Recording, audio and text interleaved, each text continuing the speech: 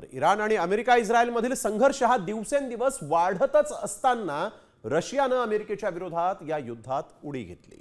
रशियानं इराणच्या मदतीसाठी स्पेशल इंटेलिजन्सचा कसा वापर केलाय पहा या स्पेशल रिपोर्टमध्ये।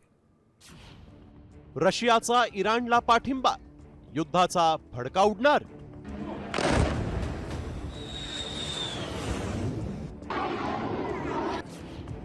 रशियाचं स्पेशल इंटेलिजन्स इराणच्या मदतीला।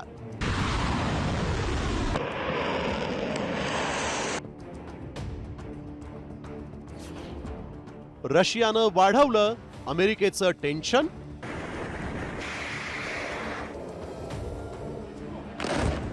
अमेरिका इराण यांच्या युद्धात आता जगातील सर्वात मोठी लष्करी ताकद असलेल्या रशियानं उडी घेतली आहे। आतापर्यंत शांत असलेला रशिया जाहीरपणे इराणच्या पाठीशी उभा राहिल्यानं पाश्चात्य देशांमध्ये मोठी खळबळ उडाली।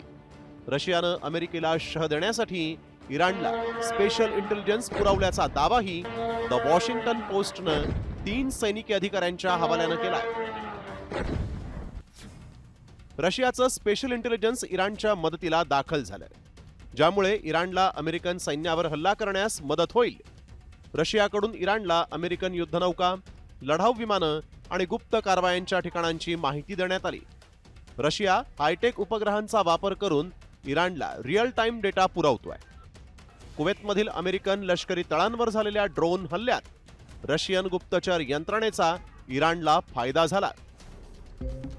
दरम्यान रशियाचे राष्ट्राध्यक्ष पुतीन यांनी इराणी राष्ट्राध्यक्ष मसूद पेजेक्शियान यांच्याशी संवाद साधलाय। रशियन वृत्तवाहिनीनं दिलेल्या माहितीनुसार पुतीन यांनी इराणला पाठिंबा दिला असून आम्ही इराणच्या सोबत आहोत असं म्हटलंय। मात्र रशिया इराणला युद्धात का मदत करतोय पाहूया। युक्रेन युद्धात इराणनं रशियाला मदत केली होती। आता त्याची परतफेड म्हणून रशिया इराणची लष्करी शक्ती वाढवण्यासाठी मैदानात उतरलाय। युक्रेन विरुद्धच्या युद्धात क्षेपणास्त्र आणि ड्रोनची गरज असल्यानं रशियानं इराणशी आपले संबंध मजबूत केले। अशात अणु कार्यक्रम आणि हिजबुल्ला, हमास यांसारख्या प्रॉक्सी गटांना पाठिंबा दिल्यामुळे इराण वर्षानुवर्ष एकाकी पडलाय। त्यामुळे रशियाचा पाठिंबा इराणसाठी महत्त्वाचा मानला जातोय।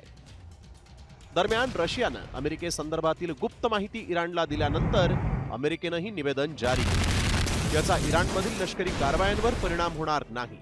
इराण विरोधातील लष्करी कारवाया अशाच सुरू राहतील असं अमेरिकेनं म्हटलंय। त्यामुळे रशिया इराणच्या या नव्या समीकरणांमुळे जागतिक राजकारणाची सर्व गणितं बदलले। आता हे युद्ध थांबणार की अणुयुद्धाच्या उंबरठ्यावर जाऊन पोहोचणार हे येणारा काळच ठरवेल। ब्युरो रिपोर्ट, साम टीव्ही न्यूज।